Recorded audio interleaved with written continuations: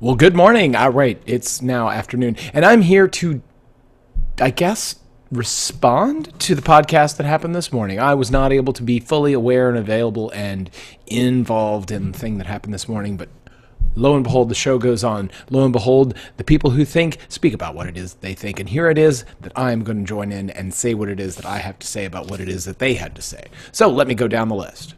First, Frank came up with something about lockpicking, and then that led to grooves in a quarter. Well, 201 is a very good number, and I'm going to make up something as to why it is. Well, they were shooting for 200, but the machine that they made 200 or that they expected to make 200 grooves actually changed when the circumference changed as they were making grooves. So therefore, the circumference ended up being slightly larger, and therefore the machine had to be adjusted to give 201 grooves in the quarter. And I say that that was a human error.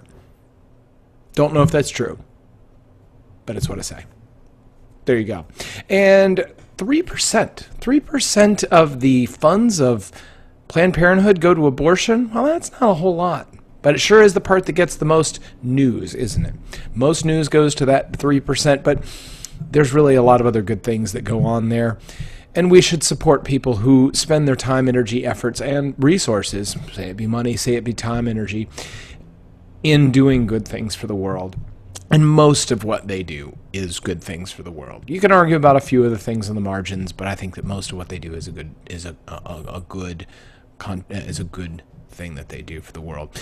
And let me just say that there's something else that we did not bring up, or you guys did not bring up, but I can't believe you didn't bring it up. There was apparently a UFC fight last night, which had a very fun-looking pose after they weigh in. They do this pose where they're acting like they're about to fight each other and everybody's all mad.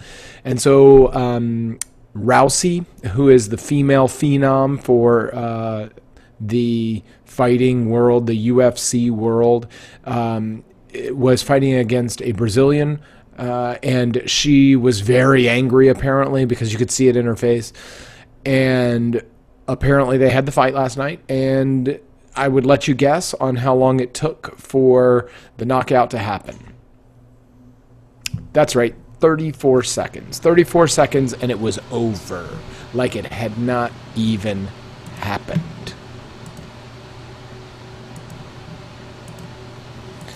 So if it didn't even happen, then is it really a thing? Yeah, I think it's really a thing. But in any case, it's fun to see that women's sports in both boxing and competitive beating each other up is happening in our world, as well as male dominance in that same kind of arena, which has happened for many, many, many years. And speaking of violence, that brings us to NWA and straight out of Compton, which is, I believe, a very good old school record that brought in rap-ish music into the public limelight.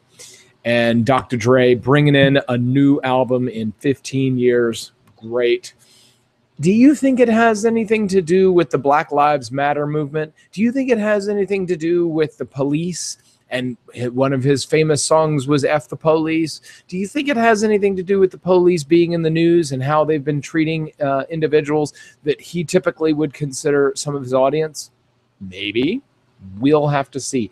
As it goes down, I will bet, this is my little wager, I put a bet down that says there will be some, more than one, a reference to these social issues in his public production of entertainment. He was very political in what it was doing way back in the day. I think he's going to do it all over again. So we will watch and see. But I do want to mention that as three fairly privileged white guys, we've had a lot to say about rap. That's all I have to say about that.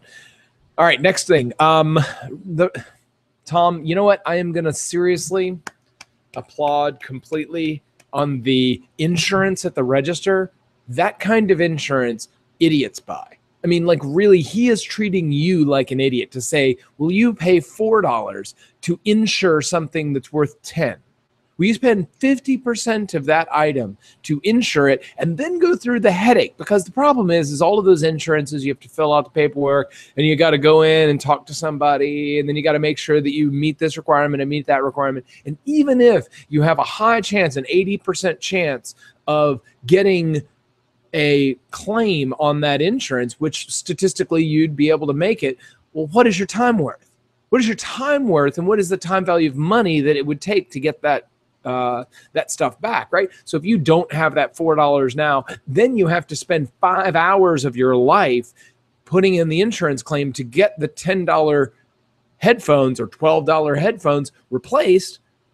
How much is that worth? You have to drive, or you have to get on the train. Is the train ride or an Uber ride worth the $10 to get to the Best Buy to get the thing replaced? I say nay. So I agree completely, wholeheartedly in your statement that the register insurance is a horrible concept, and that people should just not buy it so that they won't bug me. Eventually, it will go out of business if nobody buys it. So I ask everybody here, don't buy.